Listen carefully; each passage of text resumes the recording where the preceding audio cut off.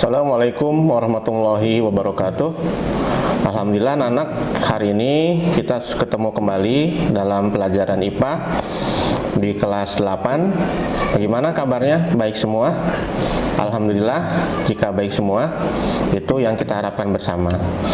Anak-anakku, minggu yang lalu kita sudah bahas mengenai materi mengenai usaha dan pesawat sederhana.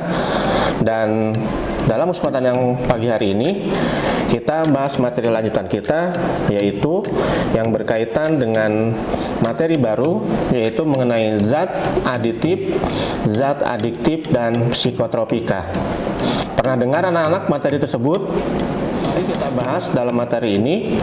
Mudah-mudahan di dalam materi ini kalian nanti akan lebih mengenal lagi apa itu zat adiktif dan apa itu psikotropika.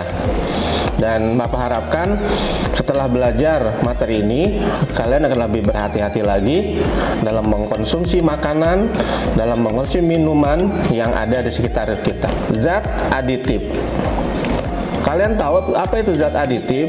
Zat aditif adalah zat tambahan yang diberikan di dalam makanan, entah itu dalam bentuk pewarna, perasa, pengawet, dan lain sebagainya. Zat-zat itu diberikan kepada makanan, tujuannya adalah untuk lebih menarik agar makanan itu ketika kita konsumsi. Sehingga dengan pewarna tersebut, semua makanan yang kita konsumsi akan lebih menarik lagi. Sebelum kita membahas lebih teliti lagi, mari kita ke fungsi makanan terlebih dahulu. Mungkin anak-anak telah belajar tentang apa itu fungsi makanan. Fungsi makanan adalah yang pertama, untuk memperoleh energi. Kita tahu bahwa energi yang kita gunakan untuk aktivitas sehari-hari adalah dari makanan yang kita makan setiap hari. Tanpa kita makan, maka tubuh kita tidak akan memperoleh energi untuk mendorong aktivitas kita dalam kegiatan sehari-hari. Yang kedua, fungsi makanan adalah untuk pertumbuhan sel baru. Mungkin Anda telah tahu ketika belajar di kelas 7 bahwa setiap hari sel di tubuh kita itu selalu berganti, selalu berubah. Nah, dalam berubahnya itu tadi, maka diperlukan zat makanan. Ketika apabila tubuh kita ada yang luka, tubuh kita ada yang sakit, itu akan berganti dengan yang baru, sehingga sel-sel baru itu akan memperoleh di tubuh kita menjadi lebih baik lagi. Fungsi makanan yang ketiga adalah untuk mengganti sel-sel yang rusak. Sel rusak yang sudah tidak berfungsi lagi akan dibuang oleh tubuh kita dan akan digantikan oleh sel-sel yang baru, yang semua sel itu sangat menunjang untuk aktivitas kita sehari-hari. Fungsi makanan yang keempat adalah menunjang mengatur proses di dalam tubuh. Kita ketahui bahwa seluruh makanan yang masuk ke dalam tubuh kita itu adalah healthy proses, sehingga metabolisme tubuh kita akan tetap berjalan sebagaimana biasanya. Untuk proses metabolisme di tubuh kita supaya lancar, maka diperlukanlah makanan yang masuk ke dalam tubuh kita. Itu ya anak-anak mengenai fungsi makanan. Terus apa itu makanan sehat? Makanan sehat itu adalah yang pertama, makanan yang dibutuhkan oleh tubuh. Berarti ada makanan yang tidak dibutuhkan oleh tubuh. Oleh karena itu, makanan yang dibutuhkan oleh tubuh itu adalah makanan yang sehat. Makanan yang tidak sehat adalah makanan yang tidak dibutuhkan oleh tubuh kita. Yang kedua adalah makanan higienis. Higienis itu artinya bebas dari penyakit, bebas dari bakteri, bebas dari jamur yang dapat mengganggu kesehatan di tubuh kita. Yang ketiga, suhunya normal saat dimakan. Badan kita tidak bisa menerima suhu yang terlalu tinggi. Misalkan kita minum dalam suhu yang 100 derajat, maka itu akan membahayakan tubuh kita. Sebaliknya, apabila suhunya terlalu dingin, misalkan suhunya minus 16 derajat, maka itu juga akan berbahaya bagi tubuh kita. Kita ketahui bahwa tubuh normal kita manusia antara 36 sampai dengan 37 derajat Celcius. Yang keempat, makanan yang sehat itu adalah adalah makanan yang tidak sulit untuk dicerna.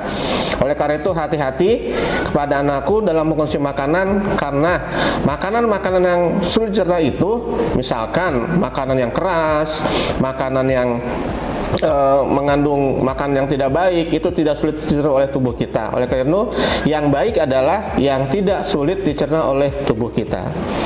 Baik anak-anakku, kita lanjut ke materi kita yang pada intinya itu zat aditif. Apa itu zat aditif? Zat aditif adalah zat yang ditambahkan dan dicampur pada waktu pengolahan makanan, baik disengaja maupun tidak disengaja. Itu zat aditif. Jadi zat yang dicampurkan ke dalam makanan kita, baik dalam bentuk sengaja ataupun tidak sengaja. Apa sih fungsi zat aditif bagi makanan kita? Fungsi zat aditif bagi makanan yang pertama adalah memperbaiki tampilan.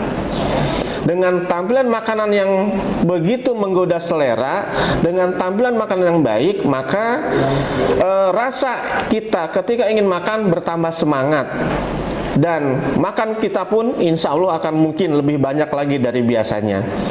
Yang kedua, fungsi zat aditif adalah untuk meningkatkan cita rasa, seperti rasa manis, rasa asam, ya, rasa gurih dan lain sebagainya. Karena jika makanan tidak ada rasa, maka ketika kita mengkonsumsi makanan tidak berselera. Yang ketiga adalah untuk memperkaya kandungan gizi. Dengan tambahan zat aditif, kemungkinan nilai gizi dalam makanan bisa bertambah, dan itu sangat baik bagi tubuh kita. Yang keempat, fungsi zat aditif adalah untuk mengawetkan makanan, yaitu tujuannya agar makanan tidak cepat rusak, makanan tidak cepat busuk. Itu diantaranya kegunaan dari zat aditif bagi makanan. Yang berikutnya adalah pengelompokan zat aditif berdasarkan asalnya. Anak-anakku, zat aditif itu terbagi dua, ada zat aditif alami, ada zat aditif buatan. Zat aditif alami adalah zat aditif yang berdasar dari sumber-sumber alami. Sedangkan zat aditif buatan atau lebih dikenal dengan zat sintetik, yaitu berasal dari bahan-bahan yang dibuat oleh pabrik-pabrik kimia biasanya. Dan itu banyak sekali kita dapatkan dalam kehidupan kita sehari-hari. Zat aditif di dalam fungsinya ada beberapa fungsi. Yang pertama, seperti tadi Bapak di awal sebutkan, yang pertama untuk pemanis, untuk pewarna, untuk pengawet, dan untuk penyedap rasa. Kita bahas satu-satu. Pertama, untuk zat pewarna. Tujuan pemberian warna pada makanan adalah pertama, untuk terlihat menarik. Yang kedua, untuk menggugah selera makanan. Dengan ada warna itu tadi, maka kita cenderung lebih tertarik, kita lebih berselera untuk mengkonsumsi makanan tersebut. Zat pewarna terbagi ke dalam dua, ada yang alami, ada yang sintetik. Pewarna alami adalah pewarna yang didapat dari alam. Apa itu? Misalkan kuning. Untuk memperoleh warna kuning, kita bisa memperolehnya dari kunyit. Untuk memperoleh warna hijau, kita bisa memperolehnya dari daun suji. Untuk memperoleh warna coklat, kita bisa mengambilnya dari buah coklat. Untuk warna merah, kita bisa dari daun jati, atau kita bisa dari buah naga, atau dari buah bit dan sebagainya. Untuk kuning dan warna merah, kita bisa ambil dari wortel. Mungkin itu dulu anak-anak materi untuk hari ini. Nanti kita lanjutkan materi yang selanjutnya. Mudah-mudahan materi ini kalian bisa paham, dan apabila ada yang tidak paham atau kurang jelas, nanti bisa mengajukan pertanyaan ke Bapak. Sekian, terima kasih. Wassalamualaikum warahmatullahi wabarakatuh.